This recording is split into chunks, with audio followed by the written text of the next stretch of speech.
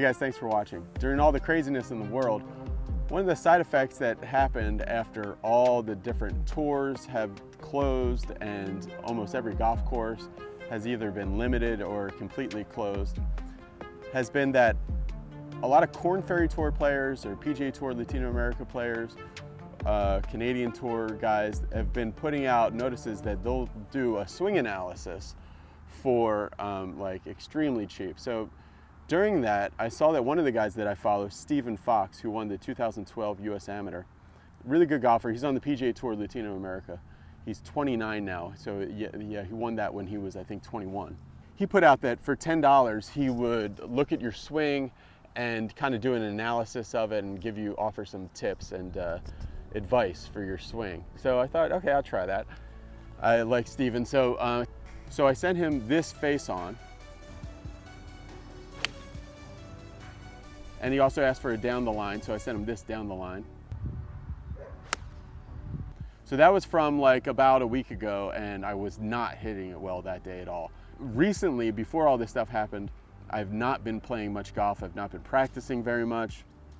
I've been just really busy with regular work and stuff, and haven't been really practicing that much, and it just showed my impact has just been so glancing recently. When I did that vlog with Eric, that you guys saw the videos for, just every drive is so glancing. Very disconnected from my swing. So I sent Steven this swing and he sent me back these messages. And he said that right off the bat that he thought that I had a really powerful looking swing. He really liked my swing in a down the line kind of view, kind of like a plane kind of orientation, but he did not like it as much in the face on, and he thought that my impact could be really improved by just changing my weight distribution at impact a little bit. So he gave me this drill to do. So here's Steven with the drill that he wants me to do. So we're going to focus on two things. One is going to be your weight transfer into the ball, and a good drill is when you get to about right here in the takeaway to pick up this lead foot and then drive through the ball. So you get here, drive through the ball and start getting your weight to go towards your target. And then once you get that, start getting here to control that face instead of it rolling over. Just hold that angle as long as you can. So I took that advice and I went out the next day and I practiced it a lot out on the course. It was a much better learning experience for me to hit some wedges that way, some 5-irons, some drivers all over the golf course. It was a lot more instructive to me because you see how it works in certain swings and it doesn't work in other swings, and it's a much more organic learning process. Because if I had gone to the range, even though I know that it's not the best way to learn, I know that I would have hit 100 balls with 7-iron, doing this drill again and again. So here is the drill swing that I did. And right away I sent that to Steven. He was like, oh yeah, that's a world of difference better. It's like the real difference you can see in the down the line is how much less toss there is post impact. Usually I'd be squared impact and you see a lot of toss afterwards. So I thought that was really interesting and I really liked it. And also during this time, Milo Lines, who runs this YouTube page called Golfletics and also an Instagram page by the same name, Golfletics, sent me this little review of a bad drive that I had hit, or kind of a glancing drive that I had hit. Quick analysis of what I see in your golf swing. So I drew a line on your right hip and one about a ball outside your left hip. That's about how much I'd like to see lateral.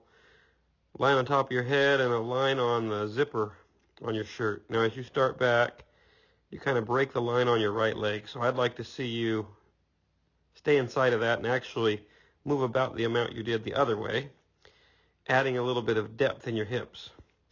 And that depth is the thing that makes your head lower. So the reason that you're not lowering is you're not adding any depth in your hips and you don't have quite enough left side bend. You've taken out quite a bit of the lateral slide that you used to have that caused you to get dumped under. So that's better. There's still a little bit more there to take out, and that'll come out as your pivot improves. So that's what I would work on. Get a little more left side bend, hips a little deeper, sit down in transition, and get out of the way. So Milo was really concerned about this left shoulder getting high. And in playing with what Steven told me about the weight transfer, and then what Milo said about going up and down too much and also side to side too much, I really saw that if I keep that left shoulder low in the backswing and in transition, never let it get flat or high, the lower body in the backswing takes care of itself. If I keep that left shoulder low, the sway goes away on its own. Yeah, so I've been hitting a lot. Drivers have to go pretty well forward, and that it's kind of like a walk.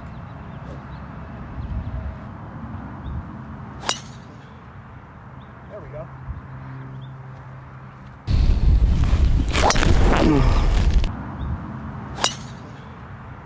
There we go. And then really, I feel like when I'm doing Steven's drill, I feel like my backswing ends like right at my knee height.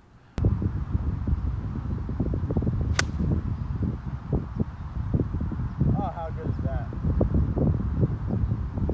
It's funny, it felt like a half swing, but that 9-iron went 160 yards. It's downhill, but that felt great. Basically, I feel like I take it back to my knee, and then even though my arms are still going backwards, I feel like my whole swing is starting to go forward from there. You do that little stomp drill. And I did a test out on the course because I was hitting it solid and it felt like a total half swing, but I was noticing the ball was going just as far, if not further, than my normal full go all the way back, stop, go all the way down. Just going to the first parallel spot right here. Once I've gotten the club to my knee, starting my downswing process from there, and really it was feeling like a quarter swing or a half swing. So I tested it and I hit my 7-iron further. Yeah, that 7-iron went, I mean, I'm 185 out and that 7-iron went 175. Because my impact was so much more squished and better, and you can see it in some of these pictures. So I noticed that in the backswing, if I keep my left shoulder down, kind of like Milo was saying, and then in the through swing, I kind of shift my weight through, that helps. And then the final piece of the puzzle to me was I noticed on the wedge shots, if I did Steven's stomp move, but then didn't keep pushing the left leg, like pressuring the ground with the left leg through impact, I would get this toss flip look through like after impact. And I would also take a much more like sliced cut divot, like the divot would go into the ground like this, but then you'd see it shrinking, and then it would really pull a big divot out of the ground. If I really kept the ground pressured and let the left leg post and pull my body open as I was going through impact, that was the thing that held the face off from getting this tossed look after impact. So it's something I'm working on, and the reason that I'm putting it out is because I don't think it's just for me. Like, I've really dramatically improved my impact over from let's say before the Birdie came out here and did all the DST stuff, and then I did all the Beyond Great Impact stuff. Really dramatically improved my impact, but as I haven't been working on it, it goes away. So you have to keep working on it. And the type of golfer I am, the type of person I am, I'm always going to be open to new points of view or information or stuff like that. And this is something that I think can really help you guys, because for me, I was on the Swing Catalyst with Dr. Scott Lynn, who's the chief researcher for Swing Catalyst. And I was on there, and the machine told me that my maximum ground force my maximum vertical force was happening post-impact. And they said there's almost no good golfers that have their maximum vertical force post-impact. You're supposed to get your maximum vertical force like when your hands are like on the way back down, like at like your armpit level, not all the way like, you know, a foot past impact, which is where my maximum. There's kind of a double bump thing going on there. But after learning that, it didn't really help me that much, that info, because I wasn't able to change it. No matter what I did, I always had that biggest bump post-impact. Now I really feel like in doing this stuff that Stephen Fox said, I'm pressing the ground through the ball rather than hitting it and then having that kind of Byron Nelson soft lead leg and then jumping like a little bit, like way too late.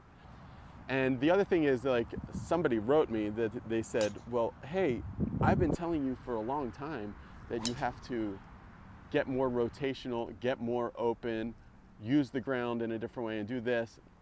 And he said, but I guess you have to win the US Amateur to get through to you. But I was, I was thinking, I was like, no, it's not that I'm taking his advice over your advice.